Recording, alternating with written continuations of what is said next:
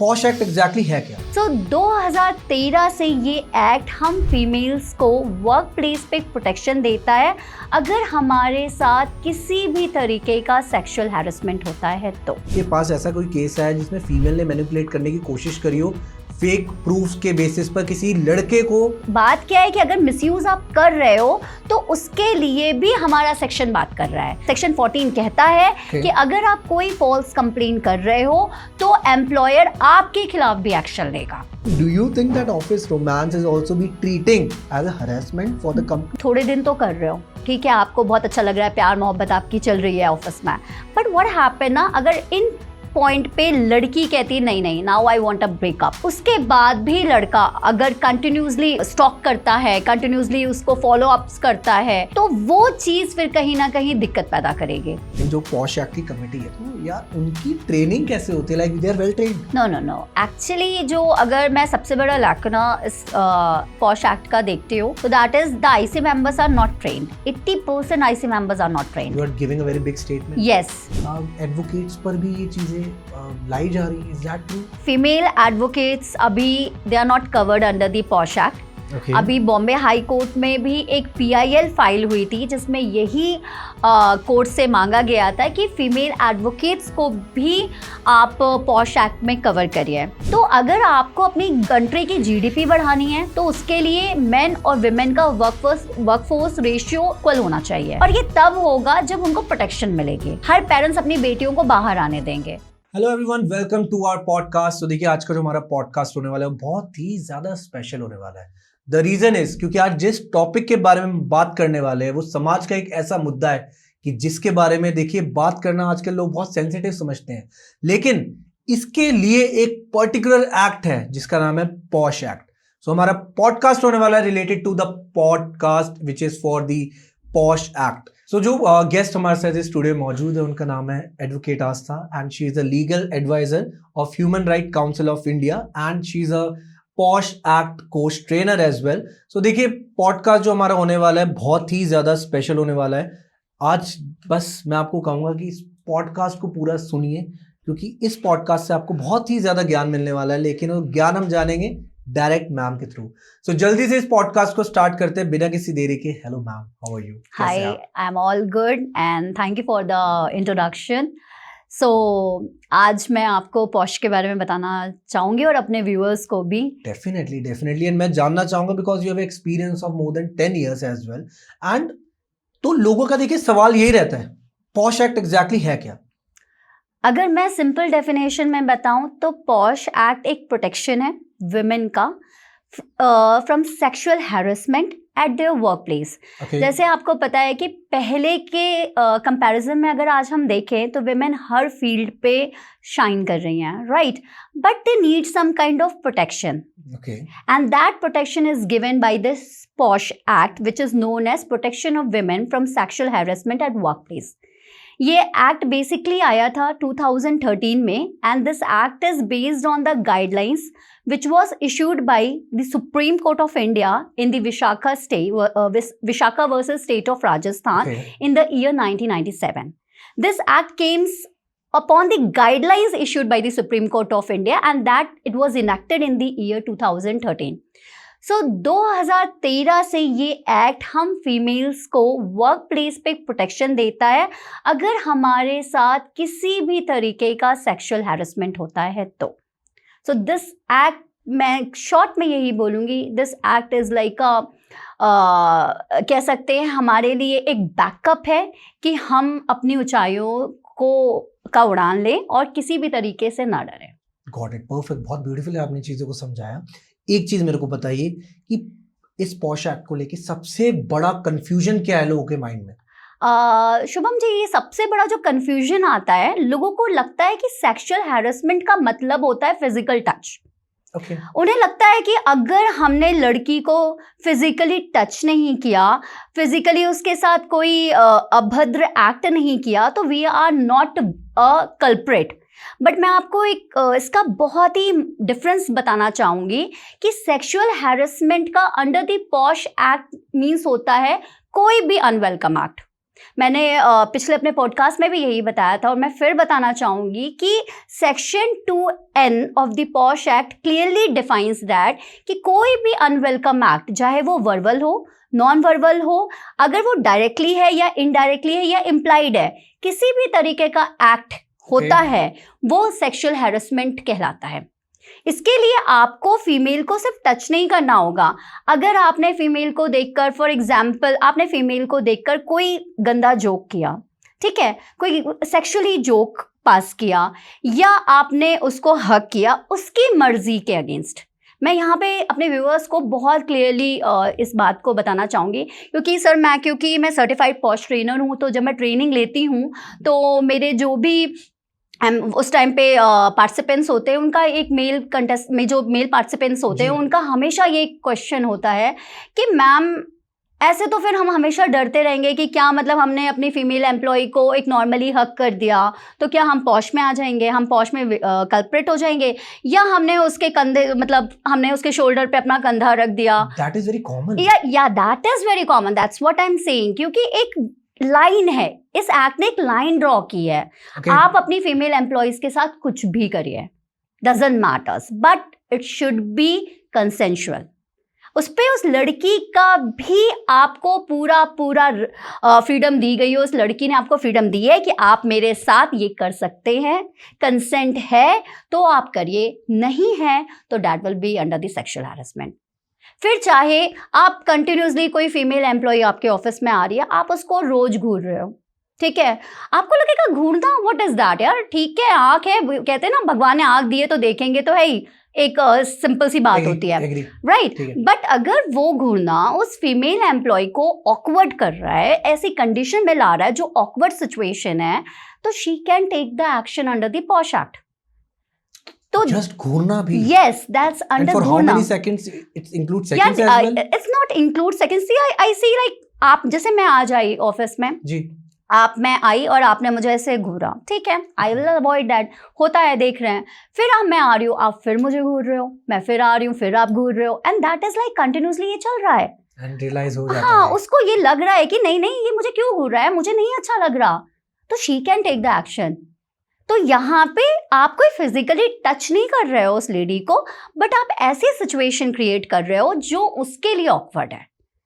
तो that is section itself define कि कोई भी अनवेलकम एक्ट हो, चाहे वो फिर डायरेक्ट हो चाहे वो इनडायरेक्ट हो, that will be covered under the sexual harassment. Got it, perfect. ठीक है, एक चीज मेरे को बताइए, अभी ये बात हो रही है अगर घूरने की। यस, लेट्स सपोज कि एक फीमेल एम्प्लॉय है एंड एक मेल एम्प्लॉय है। मेल एम्प्लॉय ने एक स्माइल पास करी, दैट फीमेल एम्प्लॉय आल्सो उसने भी स्माइल पास करी। सेकंड टाइम सेम इंसिडेंट होता है, but that female person think यार मैं तो इसे जानती नहीं, why he smiling again and again. तो एक स्माइल भी can create a POSH act. देखिए, अगर वो स्माइल, मैं आपको एक और फिर एक बहुत इंपॉर्टेंट चीज़ बताना चाहूँगी। क्या होता है ना, हमारे लॉ बना हुआ एक सेपरेट लॉ है, that is Indian penal code, जो अब BNS हो चुका है, जहाँ पे विमेन के प्रोटेक्शन के लिए बहुत अच्छे लॉज हैं, ठीक है, बहुत अच्छे हमें प्रोटेक्शन दी गई है अंडर दी सेक्शन 75, ठीक है। बट यहाँ पे इसमें और BNS में और पॉश में डिफरेंस सिर्फ इतना है कि BNS हमेशा देखेगा कि आपकी इंटेंशन क्या है, ठीक है।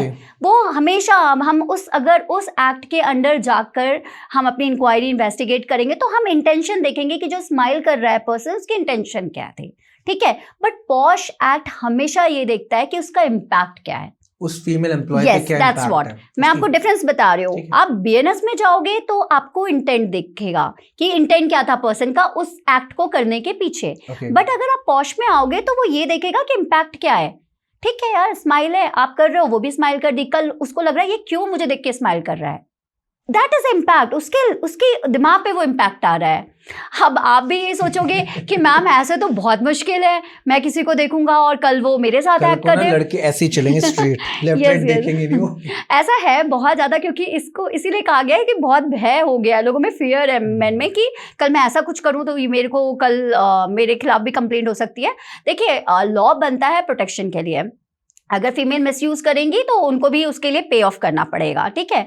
बट यहाँ पे सिर्फ इतनी सी बात है कि आप ये समझ लीजिए, not just smile, anything that is not consensual, उसको नहीं करना है वो आपके साथ, ठीक है, अगर आप वो कंटिन्यूसली करोगे तो you are committing the crime.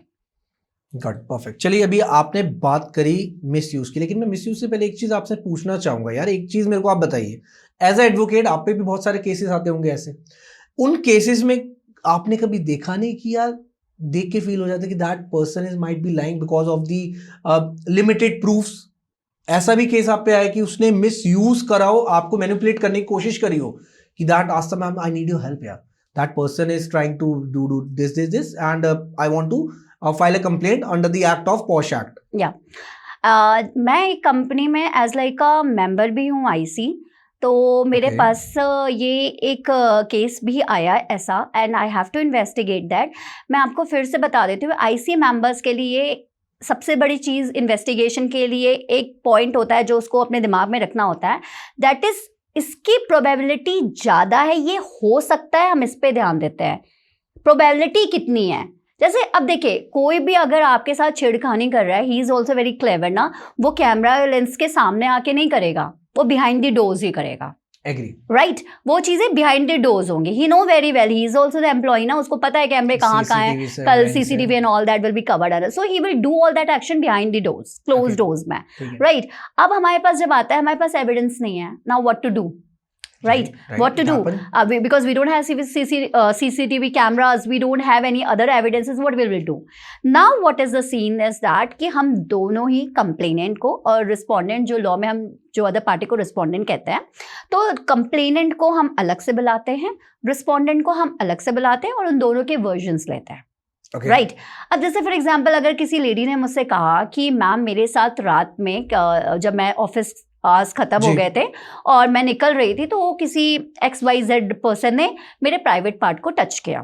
Right, अब वहां पे सीसीटीवी कैमरा नहीं है, अब आप कैसे इस चीज को करोगे?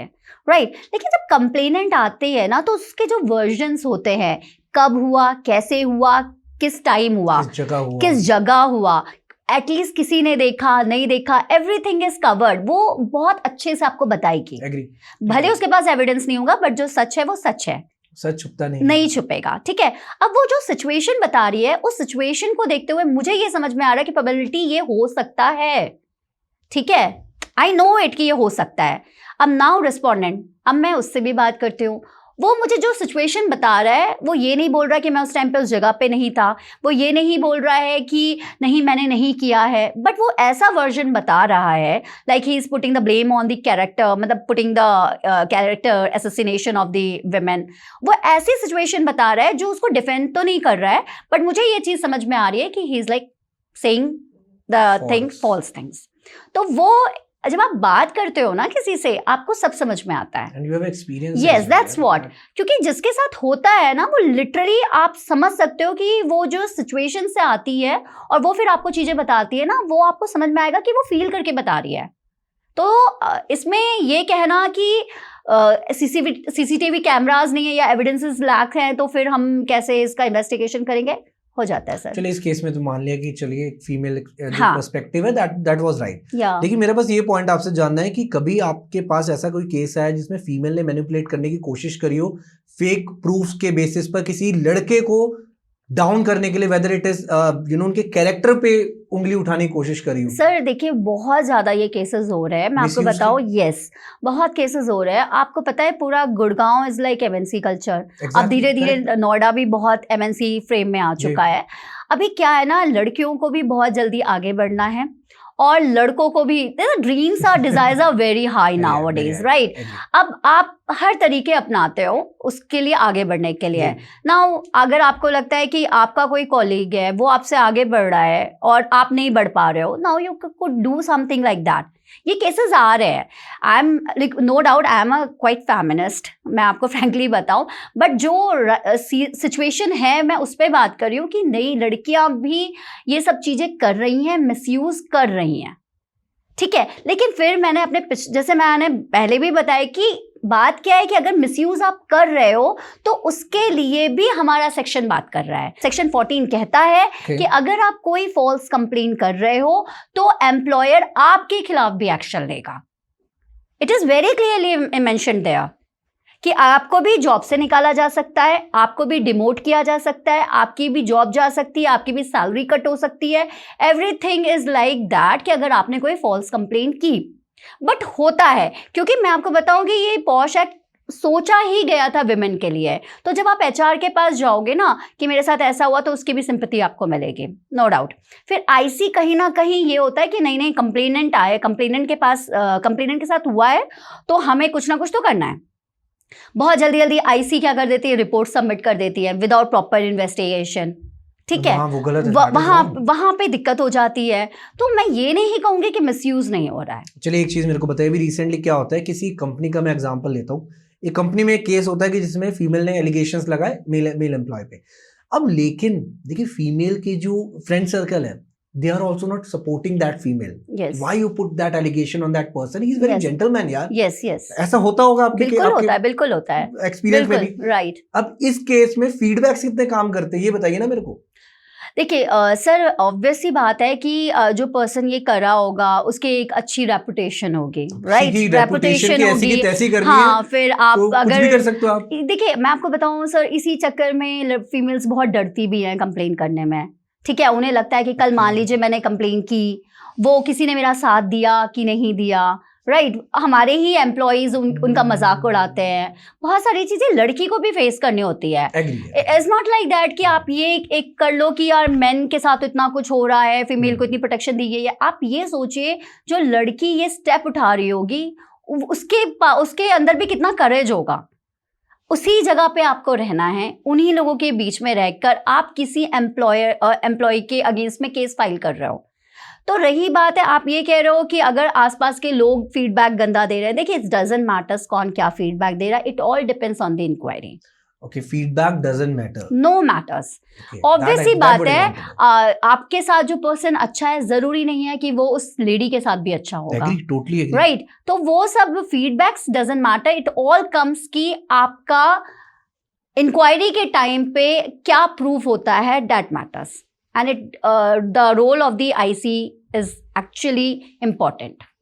अब देखिए, लेकिन अगर चलिए मैं आपकी बात से सहमत हूँ, एंड मेरा पर्सपेक्टिव भी देखिए कहीं ना कहीं सपोर्ट करता है पॉश एक्ट को। अगर किसी भी फीमेल के साथ होता है, हमारी sympathy and whatever we can do, we are with her, right? अब लेकिन मेल के साथ भी अगर कोई चीज ऐसी हो रही है और अगर हमें गलत दिख रही है तो हम उसका साथ देंगे, we can't be biased, right? लेकिन इस पॉश एक्ट को मेल एक्सप्लॉयटेशन टूल ही क्यों कहा जाता है, ये मेरे को बताइए। बिकॉज ये एक्ट जो है, मैंने आपको कहा ना, victim should only a women.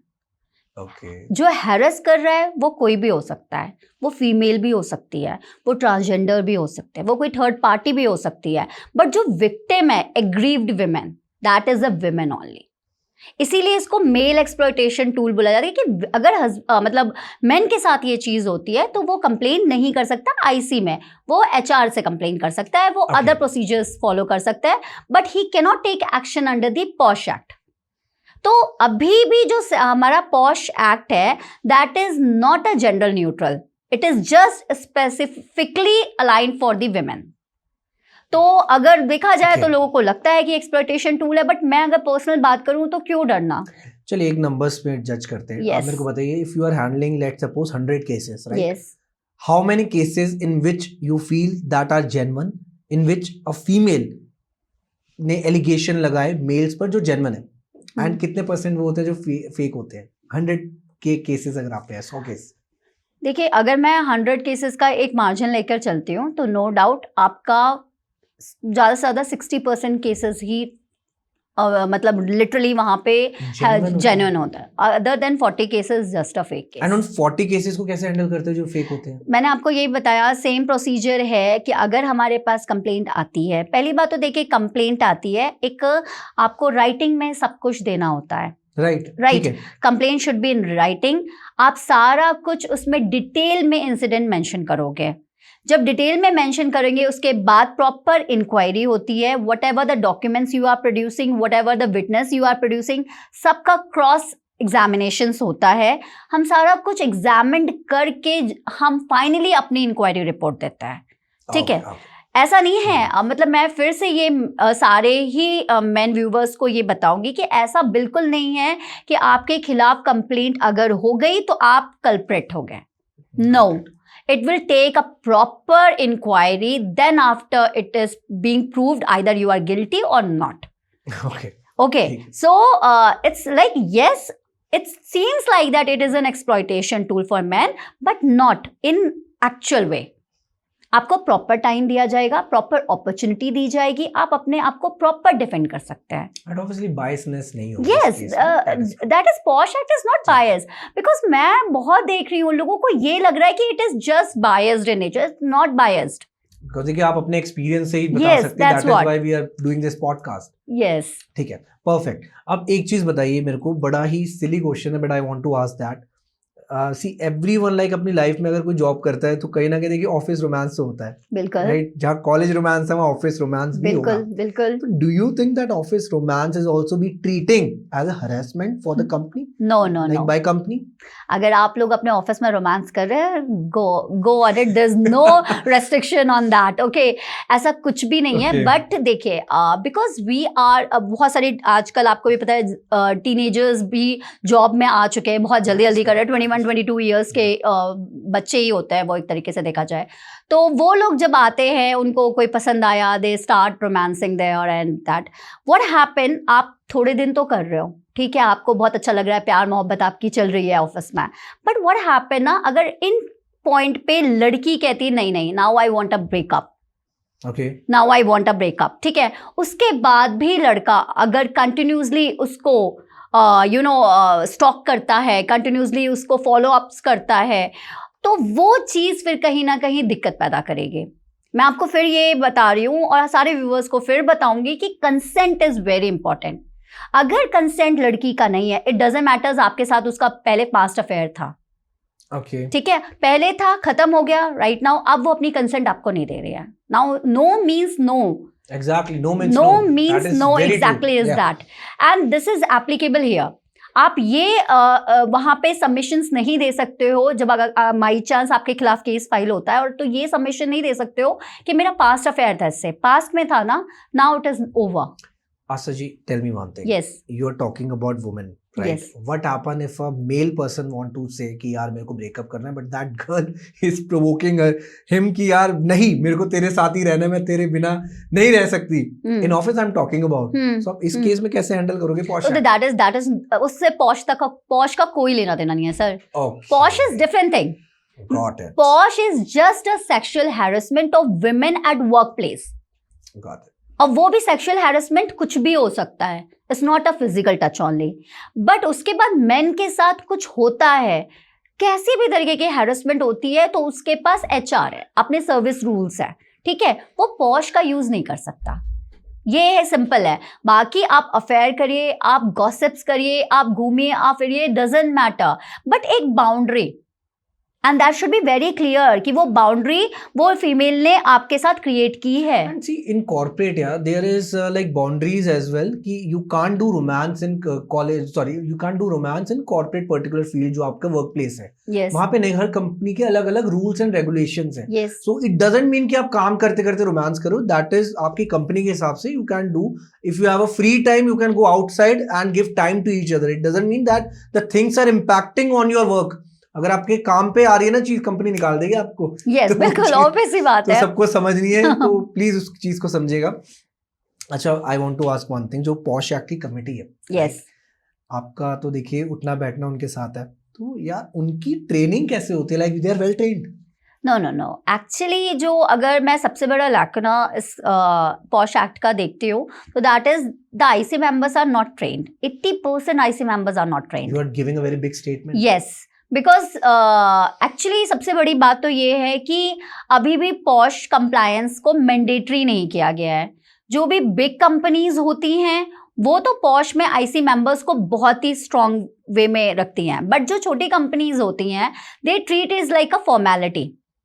तो आपके ही IC मेंबर्स होते कौन है? ये आपके ही एम्प्लॉइज होते हैं, ये आप ही के एम्प्लॉइज होते हैं जिनको आप IC मेंबर्स की तरह अपॉइंट करते हो. उनके साथ एक सबसे बड़ी बात होती है कि they are not dealt with the women laws, they are not dealt with the women psychology. आप वो सारे सब्जेक्ट से दूर होते हैं, बट क्योंकि एक कंप्लायंस है इसीलिए आप किसी भी सीनियर विमेन को IC का मेंबर बना देते हैं. And that is a very negative point of मेरा यही दिस। क्वेश्चन था कि that male and female both इस आईसीसी मेंबर्स में होते हैं। यस, एक्चुअली जो सीनियर मेंबर होते हैं, जो चेयरमैन हाँ होते जी। हैं, वो हमेशा फीमेल ही होगी। That is compulsory, that is a mandatory. आपकी जो आईसी मेंबर की चेयरमैन होगी, that should be a women, a senior most women. कहा जाता है कि वो वुमेन के पास अच्छा खासा नॉलेज हो वुमेन लॉज को लेकर, बट ऐसे हर कंपनीज में नहीं होता है, जो बहुत बड़ा ड्रॉबैक है। रेस्ट आपके जो 2 अदर मेंबर्स होते हैं वो मेल हो सकते हैं, एंड एक आपका जो मेंबर होगा वो एक्सटर्नल मेंबर होता है, that is come from the NGO. Okay, 4 की लिमिट है, 4 से ज्यादा भी हो सकते हैं, बट इट इज लाइक मतलब ये एक एग्जैक्ट फिगर है कि जितने भी मेंबर्स उनके होंगे, उनके हाफ आपकी वुमेन ही होंगी। चाहे आपके 8 मेंबर्स हो तो 4 Yeah, should be 4 should be a woman. Okay, perfect. That's what. ठीक है, अब एक चीज जैसे हम आईसीसी पर्सन्स की बात कर रहे हैं कि क्या होता है कि क्या कंपनी प्रेशर में आके भी डिसीजन लेती है कि यार रिपोर्ट भेजनी है, कमेटी को शेयर करनी है? ऐसा भी केसेस आपके सामने बहुत आते होंगे जिसमें कि बहुत गड़बड़ होगी, मतलब जबरदस्ती किसी को जॉब से निकाल दिया यार, किसी की लाइफ खराब होगी, किसी को जॉब से निकाला, वी नो यार कि जॉब कैसे मिलती है और किसी की लाइफ में क्या प्रॉब्लम चल रही है, कांट इमेजिन ना। Yes, that's what. मतलब लोगों को लगता है कि यार पॉश में क्या होगा, बहुत नौकरी तो जाएगी, बट मैं आपको यही बताना चाहूंगी कि नौकरी मतलब अगर आप किसी गवर्नमेंट सेक्टर में हो और आपकी नौकरी जाएगी इन टर्म्स ऑफ दिस कि आप किसी केस में गिल्टी प्रूव हुए, सेक्सुअल हैरेसमेंट केस में, और आपकी जॉब गई, तो ये आपके ऊपर कितना बड़ा स्टिग्मा होगा, राइट, आपके फ्यूचर के लिए। अब छोटी कंपनीज में होता है, या मैं आपके एमएनसीज की बात करूं, सब अपने ब्रांड बचाने में लगे हुए हैं, राइट। अगर कल उनको पता है कि ये जो आईसी की रिपोर्ट आती है इट इज चैलेंजेबल, आप इसको कोर्ट में चैलेंज करोगे, अगर जैसे कंप्लेनेंट को लगता है कि उसके फेवर में डिसीजन नहीं आना चाहिए था, और या रिस्पोंडेंट को लगता है, तो वो चैलेंज भी कर सकता है कोर्ट में, ऑब्वियस सी बात है। तो जब कोर्ट में चैलेंज होगा तो सबको पता है, आईसी को, कंपनी को पता होता है, आईसी को पता होता है कि हमें एक ऐसा डिसीजन लाना है कि कल हमारे ऊपर भी नाम ना आए, राइट। तो बहुत कुछ प्रेशर में भी आईसी अपने डिसीजंस लेती है। एंड सी आईसी का मेन ऑब्जेक्टिव चलो होता है कि डिसीजन देना, वर्डिक्ट शेयर करना, लेकिन ये जो डिसीजन लेते हैं, आपका क्या पॉइंट ऑफ व्यू है कि लीगल नॉलेज के बेसिस पे लेते हैं, इमोशनल बेसिस पर लेते वैसे हैं? जो उनको डिसीजन लेना चाहिए वो लीगल नॉलेज को ध्यान में रखते हुए थोड़ा सिंपैथी के साथ भी आपको एक इन्वेस्टिगेशन करना चाहिए, बट क्योंकि ये कहीं ना कहीं आईसी मेंबर के दिमाग में होता है, या वो सोचते हैं कि कल हम फ्यूचर कॉम्प्लिकेशन से बचे, वो ना कंप्लेनेंट आती है, उनको लगता है कि यस कुछ हुआ होगा इसके साथ, वो तब पता चलेगा जब आप प्रॉपर इंक्वायरी करोगे। और इसके लिए बहुत जरूरी है कि जो आईसी मेंबर्स अपॉइंट हुए कंपनी में, दैट शुड बी ट्रेन्ड, उनको इमोशनली भी ट्रेन किया जाए, लीगली भी ट्रेन किया जाए, ताकि उन्हें समझ में आए कि केस आने का मतलब ये नहीं है कि एक इंसिडेंट हुआ है, नाउ योर वर्क स्टार्टेड, अब आपको इन्वेस्टिगेशन करना है, ठीक है। क्योंकि कहीं ना कहीं चाहे वो प्राइवेट सेक्टर हो चाहे पब्लिक सेक्टर हो, आपकी रिपोर्ट चैलेंज होगी कोर्ट में। तो बट अभी भी बहुत ज्यादा जो पॉश को लेकर है ना, वो is just a formality.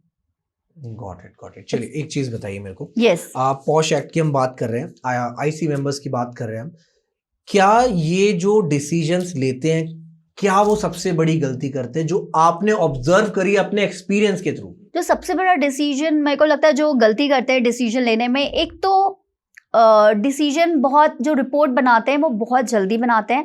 Actually क्या है ना, आईसी मतलब जो हमारा पॉश एक्ट है, इसमें बड़ी अच्छी टाइम लिमिट दी है। And what is that time? Yes, I'll explain that. आपके साथ कुछ इंसिडेंट होता है, फॉर एग्जाम्पल आज की डेट में हुआ, मैं आज से लेकर 3 मंथ्स के अंदर अपनी कंप्लेन फाइल कर सकती हूँ, it's a fix time limit, सिर्फ 3 मंथ्स के अंदर, ठीक है। लास्ट इंसिडेंट जब हुआ है उसके 3 मंथ्स के अंदर मैं कंप्लेन फाइल करूंगी। यस, मैंने कंप्लेन फाइल कर दी आईसी को। अब आईसी क्या करता है, जैसे उसको कंप्लेन मिलती है, वो रिस्पोंडेंट को जिसके खिलाफ कंप्लेंट हुई होती है उसको वो कॉपी सर्व कर देता है कि आपके खिलाफ ये मतलब हमें कंप्लेंट रिसीव हुई है, now you have to give the reply. Respondent 7 days के अंदर उसको मतलब रिप्लाई फाइल करना होता है डिफेंस में। अब जैसे ये सारा प्रोसीजर हुआ, उसके भी आपको 3 मंथ्स के बाद, यानी कि 90 डेज के अंदर, इस 90 डेज के अंदर आईसी अपनी इंक्वायरी करती है, सिर्फ 90 डेज। अब 90 डेज में क्या है, बहुत अच्छे ट्रेंड होते हैं आईसी मेंबर्स तो वो अच्छे से इंक्वायरी करेंगे, अगर नहीं होंगे तो बस ये एक फॉर्मेलिटी है, पेपर वर्क है, जल्दी जल्दी करके दे दो, बस that's a paper work for some companies. अब इस 90 डेज के बाद जब इंक्वायरी हो जाती है तो वो अपनी रिपोर्ट सबमिट करती है एम्प्लॉयर को with in 90 days. Okay. And after the जब रिपोर्ट सबमिट हो जाती है एम्प्लॉयर को तो उसके 60 डेज के अंदर एम्प्लॉयर को एक्शन लेना होता है। मतलब मैं कुल मिला के बता दूं आपको तो यहाँ पे 90 डेज, वहाँ 90 डेज एंड 60 डेज, और ये पूरा प्रोसीजर जो होगा वो 300 दिन का होगा। It will a 1 year process. नहीं 3 मतलब लाइक इज लाइक हाँ 1 year प्रोसेस। इस 1 year में वैसे देखा जाए तो अच्छी भी बात है और खराब भी बात है, क्योंकि जैसे ही अगर आपकी टाइम लिमिट खत्म हुई ना तो वो जो रिपोर्ट आप सबमिट कर रहे हो दैट इज अ चैलेंजेबल, वो फिर क्वेश्चन हो जाती है। अगर आप कोर्ट में भी लेके जाओगे इस रिपोर्ट को तो सबसे पहले कोर्ट क्या देखेगी कि ये टाइम बार्ड तो नहीं है, मतलब आईसी ने टाइम पे रिपोर्ट दी कि नहीं दी। अब इस टाइम लिमिट को ध्यान में रखते हुए ना आईसी कई बार अपनी फॉर्मेलिटी भी कर देती है, फिर इतनी इंटरनल पॉलिटिक्स होती है, फिर इतना प्रेशर होता है।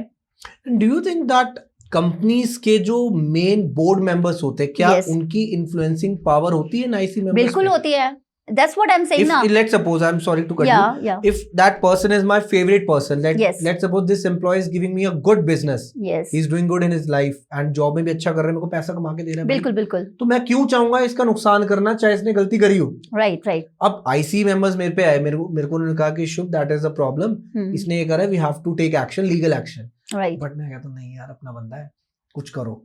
So, ऐसे केस में क्या सिचुएशन होगी? देखिए मैंने बताया आईसी जो होती है that is appointed by the employer only. Right, simple सी बात तो है। एम्प्लॉयर हाँ, अब क्या होता है इसीलिए रखा गया था कि एक एक्सटर्नल मेंबर होना चाहिए। That is from any NGO. Yeah any NGO, right, any NGO who has very great knowledge of the laws, women से रिलेटेड इश्यूज पे उन्होंने काम किया हो। हाँ, ये स्पेशल क्राइटेरिया है। एंड वो एनजीओस लाइक गवर्नमेंट सेक्टर की हो सकती है या प्राइवेट? ऐसा कुछ नहीं, आप प्राइवेट वाले तो प्राइवेट को ही लेकर आएंगे मोस्टली, अगर क्योंकि आपको उनको पे भी करना है ना, एक्सटर्नल मेंबर का पे भी है, ये सब चीजें ना आपको कंप्लायंस में दिखाना होगा कि हमने एक्सटर्नल मेंबर को इतना पे किया। And it's a very important thing, क्योंकि कल अगर आपने एक्सटर्नल मेंबर अपॉइंट नहीं किया और उसके बाद रिपोर्ट सबमिट कर दी तो वो रिपोर्ट भी वैलिड नहीं होती है। तो इट्स लाइक कि चेयरपर्सन आपकी सीनियर विमेन होनी चाहिए, वो भी एम्प्लॉयर आपका अपॉइंट करता है, 2 members be among the employees only and 1 external member। अब 1 external member को तो कोई भी कंपनी चाहे तो सेटल कर सकती है। इफ आई टॉक अबाउट, जो मैं जनरली बात कर रही हूँ, मैं कोई क्योंकि लॉ कुछ और कहता है, प्रैक्टिकल चीजें कुछ और होती हैं। तो आपने अगर एक्सटर्नल मेंबर को सेट कर लिया कि ठीक है आप हमारे फेवर में दे दीजिए क्योंकि हमारा बहुत अच्छा पर्सन है, ये बहुत अच्छा काम कर रहा है, आप इसके खिलाफ कोई रिपोर्ट मत दीजिएगा, नहीं देगी आईसी। बट मैं फिर आपको ये कहूंगी कि इसमें आती है लड़की की करेज, वो शांत नहीं बैठेगी। अब क्यों बैठे, उसको लग रहा है कि उसके साथ हैरेसमेंट हुआ है, उसे बैठना भी नहीं चाहिए, she will file the complaint, मतलब वो अपील कर देगी। एक इस पे क्वेश्चन आ रहा है, मेरे को बताइए क्या होता है कि एक फीमेल ने चली कंप्लेंट फाइल करी एक मेल एम्प्लॉय के अगेंस्ट, लेकिन उस फीमेल का ना 1 महीने बाद उसका माइंडसेट आया कि यार माइट बी दैट वो इंटेंशन नहीं थी जिस इंटेंशन से मैंने चीजों को ले लिया। हीट ऑफ द मोमेंट में कभी कभार गलत एक्शन ले लिया जाता है, राइट बिल्कुल। But after couple of days जब रियलाइज होता है कि दैट ये चीज इतनी बड़ी नहीं थी जितनी बन गई। So if a woman wants to take their words back, take their complaint back, is that possible in POSH Act? Yes.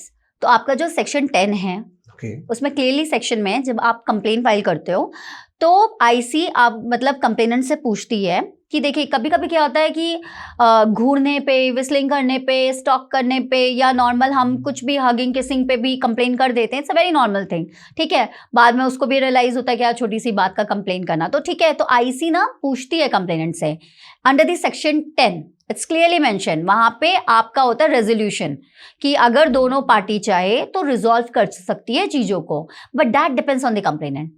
अगर कंप्लेनेंट चाहेगी तभी चीजें सॉर्ट आउट होगी, नहीं तो नहीं होंगे। तो जैसे ही कंप्लेन फाइल होती है उसके बाद आईसी ऑफर देती है कंप्लेनेंट को कि इफ यू वांट हम उसे बुलाते हैं, उसको समझाते हैं, जो भी है एक नॉर्मल प्रोसेस में चीजें सेटल आउट कर ले, तो उस टाइम पे आप कर सकते हो चीजें settle out, but it all depends on you the complainant. Got it, perfect, ठीक है। एंड बेसिकली देखिए पॉश एक्ट जितना मैं समझा ऑब्वियसली बायस नहीं होता, वुमेन्स के ही फेवर में होता है yes. कहीं ना कहीं। लेकिन मैं आपसे एक बात जानना चाहूंगा, ये जो एक्ट है that is only for the work place, जो कि एक MNC की हो, कॉर्पोरेट की हो, बट रिसेंटली एडवोकेट्स पर भी ये चीजें लाई जा रही है. Is that true? यस, आपने शुभम बहुत अच्छा क्वेश्चन किया. It's a very highlighted issue right now.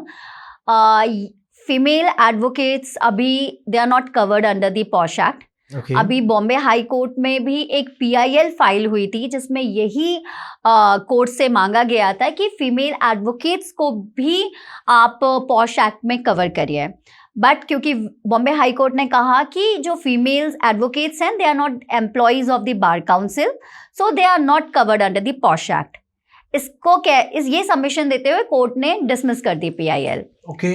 But अभी एक PIL फाइल हुई है सुप्रीम कोर्ट में, सीमा जोशी वर्सेस BCI में, जिसमें ये मांगा गया है फिर से कि फीमेल एडवोकेट्स को भी कवर किया जाए अंडर द पॉश एक्ट, जिसमें नोटिस भी इशू हो चुकी है bar council and the union को.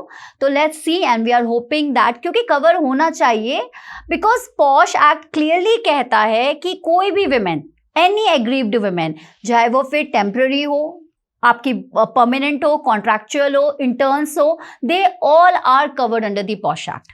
चलिए देखिए, कहीं ना कहीं अगर ये एडवोकेट्स पे बात आ रही है, फीमेल एडवोकेट्स पे, कुछ ना कुछ तो हुआ होगा, राइट? सर वहाँ रोज होता है, रोज होता है? हाँ, क्या वहाँ बात हर कर दिन रहे हैं है. आप? क्योंकि क्या है, मेरी तो 10 years की प्रैक्टिस हो गई है. When I entered in this profession, आपको भी पता है, हम पेरेंट्स जल्दी अलाउ नहीं करते थे गर्ल्स को इस प्रोफेशन में आने के लिए, because it's a male dominating. The reason is बहुत कम फीमेल बहुत एडवोकेट्स हैं कम आज की फीमेल डेट है. में. यस, लेकिन जो भी फीमेल एडवोकेट्स हैं, like I really appreciate, they are working very hard. Hats off to her. है, बिकॉज ये पूरा मेल डोमिनेटिंग प्रोफेशन है. तो जब हम आते हैं तो ही पेरेंट्स डर जाते हैं कि आप कैसे सरवाइव करोगे वहाँ पे, और बहुत मुश्किल होता है सर, बहुत मुश्किल होता है. क्योंकि अगर आप आगे बढ़ रहे हो, बहुत हाईलाइट हो रहे हो, बहुत अच्छे केसेस कर रहे हो, तो भी लड़कों का एक ही आता है कि किसी सीनियर के साथ सेट हो गई होगी. This is a language actually we use to hear, right? That's very wrong. That's what I am saying ना, कि वो हमारे लिए बहुत प्रॉब्लम है. ये माइंडसेट बहुत गलत नहीं ये है, आपके ये हिसाब हर एडवोकेट का माइंडसेट है कि Yeah. अगर कोई लड़की बहुत अच्छा काम कर रही है इस फील्ड में, क्योंकि सर एक्चुअली अगर आपका लीगल बैकअप नहीं है, जैसे मैं फर्स्ट जनरेशन एडवोकेट हूँ, से? ओके, इसमें कहा ही जाता है कि फर्स्ट जनरेशन एडवोकेट नहीं, जिनका बैकअप होता है they can only survive here, and it's a fact. बहुत डिफिकल्टीज आती है, बट अगर आपने अपने टैलेंट से या आप अपने कॉन्टैक्ट से या आप अपने हार्डवर्क से आगे बढ़ोगे, तो द पीपल से दैट पक्का किसी के साथ सेट हुई होगी तभी ऐसे कर पा रही, कोई सीनियर की दया होगी, right? This And is if you are like if you are being an assistant of someone, yes, then that statement will be the one जो माइंड को हिला दे. क्या बोल रहे बिल्कुल हैं बिल्कुल. लोग? फिर आप ना बहुत अंदर से परेशान हो जाते हो कि मेरा टैलेंट कहाँ गया. ठीक है, ये प्रॉब्लम होती है. अब उस जगह पे तो ये हमारे इस प्रोफेशन में तो ये आए दिन होता है. मैं अभी कहना नहीं चाहूंगी, कई लोग देखेंगे तो उनको बहुत अजीब सा लगेगा कि why am, but it's the truth.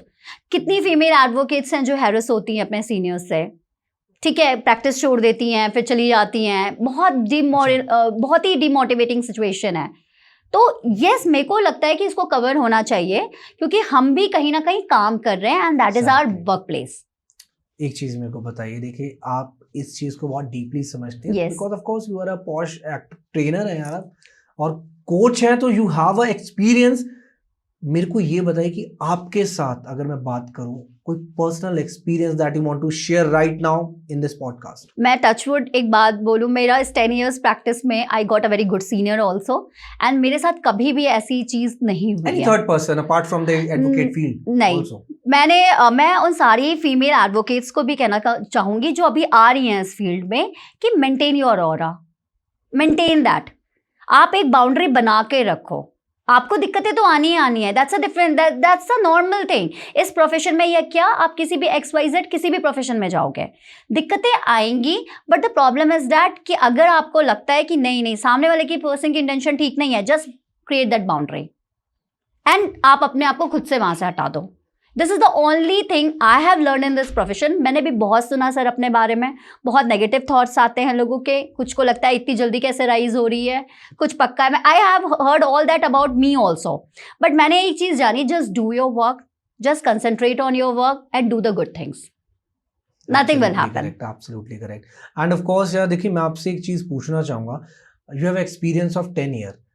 तो ये जो एक्सपीरियंस है, कहीं ना कहीं आपकी जब शुरुआत हुई थी और आज का एक दिन है, क्या वो आपको चेंजेस देखने को मिले as a POSH act trainer? क्या आपने लर्न करा in this past 10 years of experience? Sir because मैं कंपनी में भी एज अ लीगल कंसल्टेंट हूँ, मैं कंपनी का कल्चर भी देख रही हूँ, मैं कोर्ट का कल्चर भी देख रही हूँ, तो मुझे एक चीज़ समझ में आ रहा है कि इस एक्ट को ना और अच्छा करना चाहिए। ओके। बिकॉज इस एक्ट में आपको बहुत कमियां दिखेंगी। मैं आपको बताऊं, जैसे मैं कहती हूँ कि सेक्शन 14 में कहता है कि अगर आप फॉल्स कंप्लेंट फाइल करते हो तो आपके खिलाफ भी एक्शन एम्प्लॉयर लेगा कंप्लेनेंट के खिलाफ, राइट? ठीक है। बट उसको क्लियर नहीं किया गया है कोई भी चीज। क्या एक्शन लेना है? यस, मतलब बहुत ज्यादा चीजों को क्लियर नहीं किया गया है इस एक्ट में। अपील फाइल करनी है, कैसे अपील फाइल करनी है, एक जनरल पर्सन कैसे समझेगा, राइट? एक्ट जो होता है उसमें हर चीजें क्लियर होती हैं, बट ये एक्ट में मुझे लगता है आपकी पेनाल्टी है, आपने वो चीज क्लियर नहीं की है, तो काफी ना ड्रॉबैक्स है और इसको सीरियसली जेंडर बायस बनाना चाहिए। एंड जो आपने अभी बात कही कि दैट कमियां हैं, एक एग्जांपल मैं बताता हूँ। I have a friend who is an MNC. उसका एक फीमेल पर्सन के साथ एक इंटरेक्शन हुआ, बट दैट फीमेल पर्सन ने उस पर एलिगेशंस लगाए। वो एलिगेशंस कुछ भी हैं, लेकिन दैट पर्टिकुलर पर्सन पे जो एलिगेशन है उसको सीधा फायर कर दिया गया विदाउट एनी प्रूफ्स और एनीथिंग। सो अब फायर करने की जगह माइट भी हो सकता है उसकी सैलरी कट होती, मतलब एक इन्वेस्टिगेशन प्रॉपर होनी चाहिए थी। यस, बिल्कुल तब जाके अब वो एक दिन में ही डिसीजन ले लिया, एक दिन में सब कुछ। सो मैं नहीं कर रहा, I am very much supported with that girl, yes, but at least एक चांस देना चाहिए। What do you think? ये तो हमारा लॉ ही कहता है कि everyone should get the opportunity to defend himself और हरसेल्फ, तो ये तो लॉ कहता है। अगर ऐसा नहीं है तो ही और the other person should have challenge that. ऐसा कहीं नहीं हो सकता कि आपके खिलाफ कंप्लेंट हुई और एम्प्लॉयर आपको तुरंत निकाल दे। वो छोटी सी भी कंपनी होगी उसको भी प्रॉपर इंक्वायरी करनी होगी। Okay, that's the only thing. आप किसी भी एमएनसी में जाओ या छोटी कंपनी में जाओ, देखिए ऑब्वियस सी बात है, अगर मेल और फीमेल हैं तो ये इंसिडेंट्स आएंगे सर, नॉर्मल सी बात है, ये हमें प्रिपेयर्ड होना पड़ेगा। ठीक है, अब ये कोई बहुत बड़ा इशू नहीं है कि जिसको आप लोग टेंशन ले लो कि कैसे, अरे ये क्या हो गया, इसने ऐसी कंप्लेन कर दी, नॉर्मल है। बट आप सबसे बड़ा जो रोल आता है वो एम्प्लॉयर का आता है कि आप उसको डील कैसे करते हो। Absolutely यस, बट एम्प्लॉयर कोई डायरेक्टर बैठ के ये कंप्लेन अगर डील करने लगेगा तो वो अपनी कंपनी पे कैसे जाए, राइट? तो इसीलिए आपकी आईसी बनी है ना, आप आईसी को अच्छे से स्ट्रांग बनाओ। ये एक्ट इसीलिए आया है, इसमें एम्प्लॉयर की भी ड्यूटी बहुत अच्छे से बताई गई है, एम्प्लॉय की भी ड्यूटी बहुत अच्छे से बताई गई है। तो सबसे बड़ी जो ड्यूटी एम्प्लॉयर की होती है इन सारी सिचुएशंस को हैंडल करने के लिए, create your IC. But one thing I want to say, after listening to you, IC को भी कोई ना कोई मॉनिटर करने के लिए चाहिए। देखिए आईसी को मॉनिटर करने के लिए फिर हमारी कोर्ट बैठे हैं। मैंने आपको बताया ना, आप आईसी कुछ भी रिपोर्ट देते हैं, आईसी मेंबर्स को बुलाया, हमारी तो फिर कोर्ट बैठे है ना, क्योंकि क्या होता है, जजमेंट आ गया, yes. आईसी ने रिपोर्ट शेयर कर दिया, yes. लेकिन जो जिसपे वर्डिक्ट निकला है, जो पक्ष जिसका भारी नहीं है, जो हार चुका है, वो भी तो अपना डिसीजन पूछेगा ना कोर्ट से। नहीं, गलत है, मैंने बताया तभी आप अपील कर सकते हो, अपील कर सकते हैं, पॉसिबिलिटी है। यस, प्रॉपर आप सेक्शन 18 में you can file the appeal. अगर आपकी लोकल कंप्लेंट कमेटी को आपको चैलेंज करना हो या इंटरनल कमेटी को चैलेंज करना हो, you can file the appeal. It's proper, आपके पास डिफेंस है। And Asha ji, one more thing I want to ask, कोई मेरे को आप कोई केस स्टडी शेयर कर सकते हैं in which you have learned a lot, कि मतलब दैट केस वाज जो आपके दिमाग में रह गया हो आज तक कि यार ये क्या था? कुछ ऐसा कोई केस स्टडी शेयर कर सकते हैं? मैंने बताया सर, जैसे मैं एक कंपनी की आईसी मेंबर भी हूँ, वहाँ पे मेरे पास यही एक केस आया था और जिसमें मुझे प्रॉपर इन्वेस्टिगेट करना था। उसमें केस में यही था कि ऑफिस की छुट्टी हो गई थी एंड शाम को वो एम्प्लॉई बस जा ही रही थी, तो उसका बॉस आता है उसके पास, I will not disclose the name of anyone, yes, वो आता है उसके पास and he is used to touch her, मतलब एक बार टच किया तो शी थॉट दैट कि एक्सीडेंटली ऐसे ही हो गया होगा, अगेन ही टच्ड एंड कुछ गलत रिमार्क्स देके, सेक्सुअली रिमार्क्स देके उसको बोलता है कि let's I will drop you. ठीक है, उसने एक दिन ये देखा। अब वो क्या करता था कि वो सारे एम्प्लॉयज़ की, वो छोटी सी कंपनी थी, बहुत बड़ी कंपनी, वो सारे जो टीम मेंबर्स थे उनको जल्दी जाने को बोल देता था और उसको बोलता था कि लेट्स वेट। तो 3-4 दिन ये चीज़ें हुई and what he do is like that कि वो सारे सीसीटीवी कैमरास उस टाइम पे ऑफ करा देता था। And that's a fact. The intention. Yes, that's what the intention. तो how could I get all that कि जब हम इन्वेस्टिगेशन कर रहे थे तो मैंने जब सीसीटीवी कैमरा रिकॉर्डिंग्स मांगे, बिकॉज ऑब्वियसली बात हम सबसे पहले इसी पे रिलाई करेंगे, राइट? मैं किसी भी बीइंग, अगर मैं पर्टिकुलरली अपनी बात करूँ तो मैं किसी भी ना टीम मेंबर्स से उसकी रिव्यू नहीं लेना चाहूंगी कि हाउ इज द पर्सन. अच्छा, इन्वेस्टिगेशन से पहले मेरे को बताइए उस गर्ल की क्या कंडीशन थी, कितना करेज उसने दिखाया? देखिए करेज तो बहुत है, बिकॉज वो कहीं ना कहीं मेरी नोन थी, तो उसने मुझसे 2-3 बार डिस्कस किया and she was working there. तो मैंने उसको ये सारी चीज़ बताई कि यार ऐसा तो उसने कहा यार मैं कहीं से प्रूव नहीं कर सकती. मैंने कहा okay let's see, and I am also member that, क्योंकि ऑफिस है तो फिर दोस्ती तो हो ही जाती है, राइट? तो मैं किसी भी टीम मेंबर से नहीं पूछूंगी. अगर मैं कहीं और भी इंक्वायरी करूंगी मैं किसी टीम मेंबर से नहीं पूछूंगी. देखिए कोई आज की डेट में आपके साथ खड़ा नहीं होगा जल्दी, राइट? ये कहने वाली बात है. ऐसा है कि दम चाहिए, दम चाहिए, राइट. क्योंकि आप विटनेस बन रहे हो, राइट? आपका भी क्रॉस एग्जामिनेशन होगा, आप एक केस में आपका भी नाम आ रहा है और आपकी भी, आप अपनी लाइफ देखोगे, आप कहोगे मैं क्यों इस भसड़ में पढ़ूं. ऑब्वियसली सब सेल्फिश यही तो इसलिए किसी के बारे में पूछना इज लाइक नथिंग. फिर मैंने जब इन्वेस्टिगेशन किया तो मैंने देखा कि यार पहले के तो सीसीटीवी कैमरास दे वर वर्क कि जब जो लड़की, मैंने कहा ना आप जब कंप्लेनेंट से बात करोगे आपको सेंस हो जाएगा, वो सारी चीजें आपको एग्जैक्ट बताएगी. सबसे पहले कंप्लेनेंट को रीड करो, बिल्कुल प्रॉपर तरीके से, उसकी बात सुनो लाइक अ गुड लिसनर. जैसे आपके पास अब दुनिया का कोई काम ही नहीं है, आपको सिर्फ उसको सुनना है. आपने उसको सुना, उसके एक एक बात पे नोटिस करो. उसने अगर कहा है कि 11 बजे इंसिडेंट हुआ है, अगर नेक्स्ट डे वो 11 बजे ही बोलेगी आपको, वो 11:05 नहीं बोलेगी, क्योंकि उसके दिमाग में वो चीज है, राइट? तो जब आपने इंसिडेंट सुना तो आपने देखा कि यार 4 दिन पहले की तो सीसीटीवी वर्क कर रही थी, अभी क्या हो गया? तो देयर इज समथिंग. फिर मैंने जब उसके रिस्पोंडेंट से वर्जन किया तो उसका वर्जन कुछ और था. एंड नोट, आपने सारे लोगों को क्यों मतलब जाने दिया सिवाय उसको? एम्प्लॉयर से yes, that's what.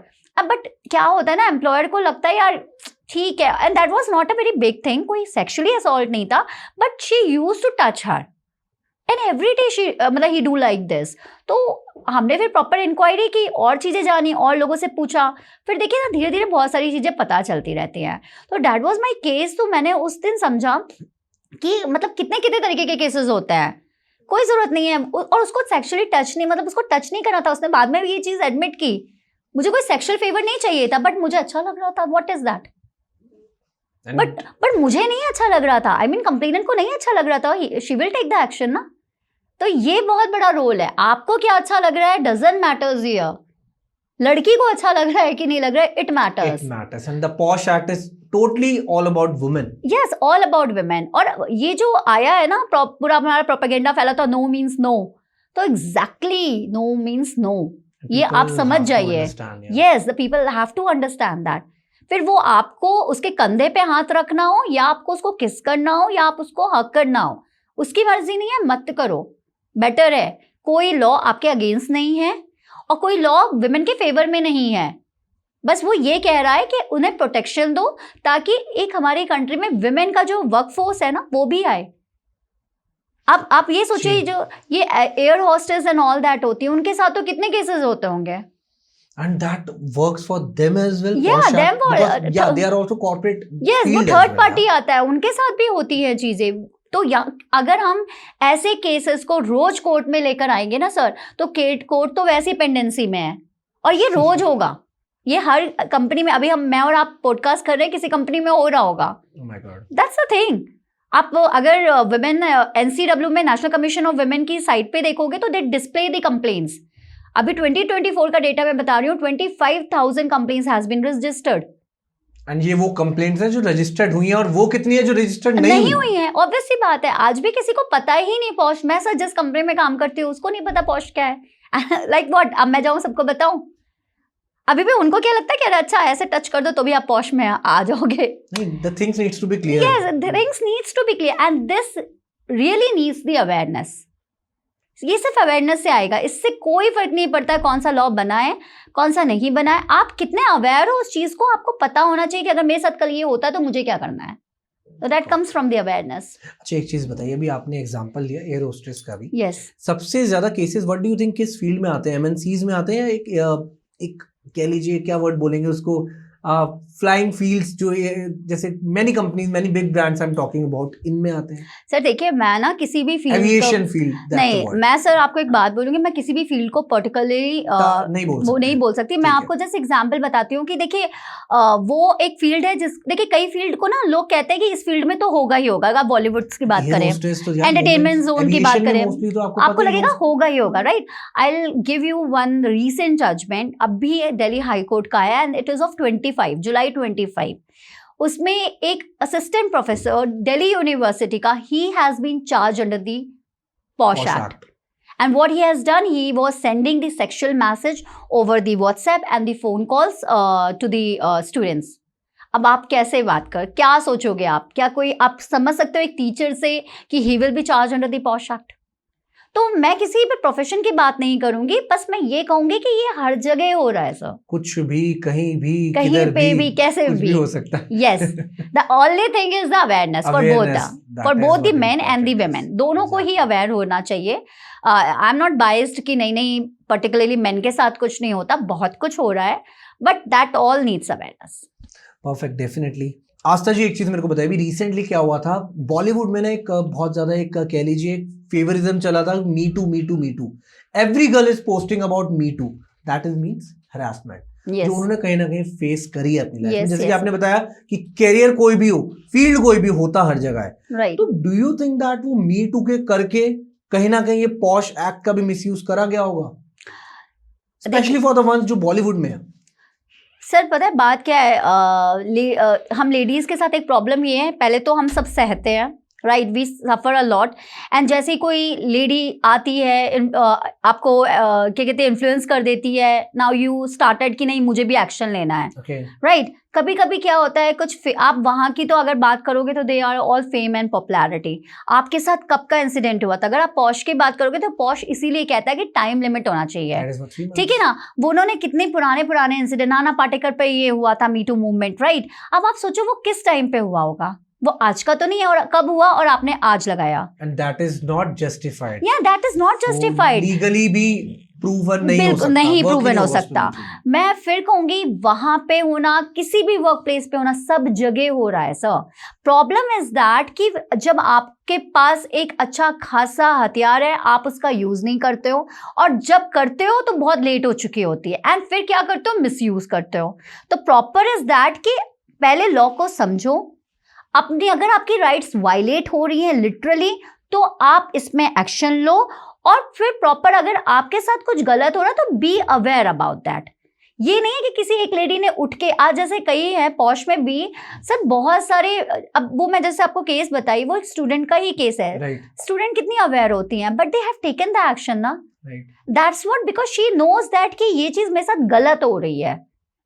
अभी मैं एक लेडी उठे और फिर सारी लेडी उठ जाए तो that shows कि आप misuse कर रहे हो। अच्छा, एक चीज बताइए, recently in this podcast we had a conversation about the LGBTQ as yes. well. For this particular community, do you think that harassment का जो cases होते हैं वो पॉश एक्ट में भी एप्लीकेबल करने चाहिए? बिल्कुल करने चाहिए सर, बिकॉज क्योंकि बहुत ज्यादा आपको पता है LGBT कम्युनिटी को तो वैसे ही जल्दी लोग एक्सेप्ट नहीं कर रहे हैं, राइट। उनके साथ तो बहुत तरीके का हैरेसमेंट होता है। तो अब वहां पे वो जो एक गैप है, मैंने आपको बताया ना कि बहुत सारा गैप भी है पॉश एक्ट में, तो एक सबसे बड़ा गैप ये भी है कि आप सारी कम्युनिटी को इंक्लूड करो। It should be general neutral. Main के साथ भी अगर हो रहा है तो, LGBT कम्युनिटी के साथ हो रहा है तो भी, एंड किसी फीमेल के साथ प्रॉपर हो रहा है वो भी आप करो। मतलब every one should be covered under that, जो भी सेक्सुअली हैरेस्ड हो रहे हैं वर्क प्लेस पे। एंड देखिए ये जो पॉश एक्ट है, जितने भी आपने कॉलेज का भी एक इंसिडेंट शेयर करें दिल्ली यूनिवर्सिटी का, उससे एक मेरे को दिमाग में एक चीज आ रही है कि देखिए लॉ कॉलेजेस जितने भी होते हैं, कहीं ना कहीं देखो पॉश एक्ट के बारे में पढ़ाया तो जाता होगा, बट डू यू थिंक कि थोड़ा सा रिसर्च और इस पे होनी चाहिए और अच्छे से समझाना चाहिए? क्योंकि जिस तरीके से मिथ आज आपने क्लियर करे, ये पॉडकास्ट के थ्रू हो रहे हैं, लेकिन अगर ये चीज एजुकेशन सिस्टम में ऐड हो जाए तो बिल्कुल, अगर एजुकेशन में हो जाए तो हम जब वर्क कल्चर में एंटर करेंगे उसके पहले ही हमें पता होगा कि हमारी राइट्स क्या है और हमारी ड्यूटीज क्या है, क्योंकि लोगों को नहीं पता है। मैंने कहा ना सर, अभी तो कंपनीज कंप्लाई नहीं कर रही है, they just take it as a formality. उन्हें लगता है पॉश वो क्या होता है, ट्रेनिंग वो क्या होता है, बिकॉज उनको पॉश ट्रेनर्स को दे हैव टू पे दैट, तो उन्हें लगता है ये फालतू का हमारा बजट डिसबैलेंस हो रहा है, क्या जरूरत है, कल कोई केस होगा देखा जाएगा।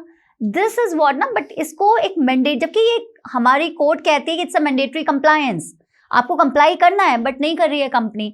तो जैसे अगर हमने अगर एजुकेशन सिस्टम से ही सारी चीजें लानी स्टार्ट कर दी तो नो डाउट आगे चल के इंसिडेंट्स कम होंगे, बिकॉज दोनों को ही पता है कि क्या चीज सही है और क्या गलत है।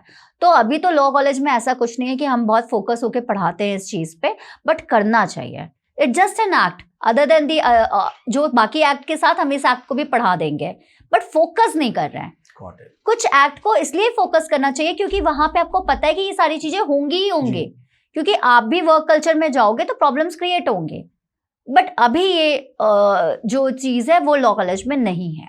आस्था जी एक चीज मेरे को बताइए कि क्या एक वो ऐसा मैसेज होगा जो आप देना चाहेंगे स्पेशली टू द गवर्नमेंट कि क्या ऐसा कुछ पॉश एक्ट में करना चाहिए या क्या क्या हो सकता है? What will be your message? अगर मैं ये मैसेज दे रहा हूँ, सबसे ज्यादा जो मैं चाहती हूँ कि अगर पॉश एक्ट में कुछ चेंजेस आए तो वो कि इसको स्ट्रिक्ट मैंडेटरी कंप्लायंस कर दिया जाए। जैसे हर कंपनी अपना एनुअल रिपोर्ट सबमिट करती है, वैसे ही पॉश कंप्लायंस रिपोर्ट भी सबमिट करे। जैसे उनकी एनुअल रिपोर्ट सबमिट ना होने पर एक्शन लिया जाता है, डायरेक्टर का डिन डिस्क्वालीफाई हो जाता है, कंपनी स्ट्राइक ऑफ हो जाती है, वैसे ही उनको पॉश कंप्लायंस पे भी एक्शन लेना चाहिए। इसलिए मैं बोल रही हूँ क्योंकि अगर आप देखोगे तो मेन से ज़्यादा ये बहुत हार्ड फैक्ट ट्रुथ है कि मेन से ज़्यादा विमेन काम करती हैं, और ये सही बात है। उनका हार्डवर्क अलग होता है, नो डाउट, मैं ये मानती हूँ। मैं फीमेल हूँ इसलिए नहीं, मैं अपने आसपास में भी देखती हूँ, क्योंकि उनके अंदर ना आज भी एक रिस्पॉन्सिबिलिटी है जो बचपन से उनके अंदर आती है। वो बचपन में पहले फैमिली की रिस्पॉन्सिबिलिटी संभालती हैं, फिर शादी होती है तो अपनी मैट्रिमोनियल होम की, एंड नाउ अगर वो कहीं जॉब करती है तो वो भी वो रिस्पॉन्सिबिलिटी के साथ करती हैं। ठीक है, तो अगर आपको अपनी कंट्री की जीडीपी बढ़ानी है तो उसके लिए मेन और विमेन का वर्कफोर्स रेशियो इक्वल होना चाहिए, और ये तब होगा जब उनको प्रोटेक्शन मिलेगी। हर पेरेंट्स अपनी बेटियों को बाहर आने देंगे। आज भी कई विलेज में कहाँ बेटियां बाहर निकल रही हैं। हम ये सिर्फ बाहर की दुनिया देख रहे हैं जहाँ पे लग रहा है हाँ फीमेल्स तो बहुत शाइन कर रही हैं, बट अभी भी रियलिटी कुछ और है। ठीक है, तो मेरे को ऐसा लगता है कि अगर ये पॉश एक्ट इतना अच्छा बना है तो इससे कंपनी का नाम ही अच्छा होगा। आप एक जस्ट इमेजिन करिए, अगर मान लीजिए कोई कंपनी जो अच्छे कंप्लायंस कर रही है, तो बीइंग एन एम्प्लॉय मैं उस कंपनी में जाना चाहूंगी, राइट, rather देन उस कंपनी में जहाँ पे कोई कंप्लायंस ना हो रहा हो। ठीक है, क्योंकि मुझे भी तो अपनी सिक्योरिटी चाहिए। तो ये मुझे ऐसा लग रहा है कि इसको बहुत ही ज़्यादा मैंडेटरी कर देना चाहिए, पनिशमेंट होना चाहिए इस पे अगर आप इसको कंप्लाई नहीं करते हो, because now it's just a 50,000 punishment कि अगर आपने यहाँ आईसी मेंबर कॉन्स्टिट्यूट की तो एम्प्लॉयर को 50,000 पे करना पड़ेगा। What is 50,000? नथिंग। तो डर नहीं है ना एम्प्लॉयर? दैट्स व्हाट, डर नहीं है। आप वो डर तभी करोगे ना जब आपको पता है कि अगर आपने इसका वायलेट किया आपको कैपिटल पनिशमेंट मिलेगी, आपको जेल भी हो सकती है, तब वो स्ट्रिक्टली फॉलो करेंगे, अदरवाइज नहीं। तो हर कंपनी का एक आप परफॉर्मा कर दीजिए कि with the annual report you have to submit your POSH compliance report as well, जिसमें आप सब कुछ मेंशन करो कि आपके पास इस पूरे ईयर में कितनी कंप्लेंट्स आई, कितनी इन्वेस्टिगेशन हुई, रिपोर्ट कितनी सबमिट हुई, क्या जजमेंट पास हुआ, everything you should be mention there, ताकि एक ट्रांसपेरेंसी हो। Got it. Perfect. And yes, that is a very good message. And I hope आपकी आवाज पहुंचे लोगों तक. Yeah, sure. And especially this particular message, because awareness is very important. And this message is also for all the women जो POSH Act के बारे में जानना चाहती हैं. And this podcast is for them and also for men as well. देखिए POSH Act का मतलब जिस तरीके से दिखाया गया है वैसा नहीं है. देखिए reality कुछ अलग है.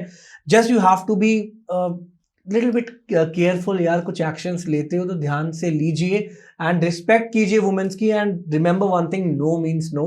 Follow that for your whole life, then सब बढ़िया होगा. Right. So that was a great session Aastha ma'am, and I hope ऐसे ही हम अमेजिंग टॉपिक्स पर, ऐसे कुछ एक्ट्स के बारे में और नॉलेजेबल कंटेंट आपसे लें और लोगों तक शेयर करें. So yes, that's all from my and. And मिलते हैं आपसे एक बहुत जल्द एक अगले पॉडकास्ट में. सो गाइस, आई होप आप लोगों को मजा आया. एंड आप लोग जो भी आपके डाउट्स हो related to anything, you guys can comment. And देखिए हम बहुत मेहनत करते हैं ऐसे अमेजिंग गेस्ट लेकर आने में. टाइम लगता है आने में, एक पॉडकास्ट शूट करने में मेहनत लगती है पूरी टीम के. So guys subscribe the channel. And अगर ऐसे ही पॉडकास्ट और देखना चाहते हैं specially with the Aastha ma'am, so please comment कीजिए एंड यस अगेन मिलते हैं आपसे एक ऐसे थॉट प्रोवोकिंग टॉपिक के साथ. This is Shubhi signing off from our podcast. Thank you so much everyone and again thank you so much. Thank you so much. Thank you all the viewers. Thank you so much. Thank you so much. Thank you.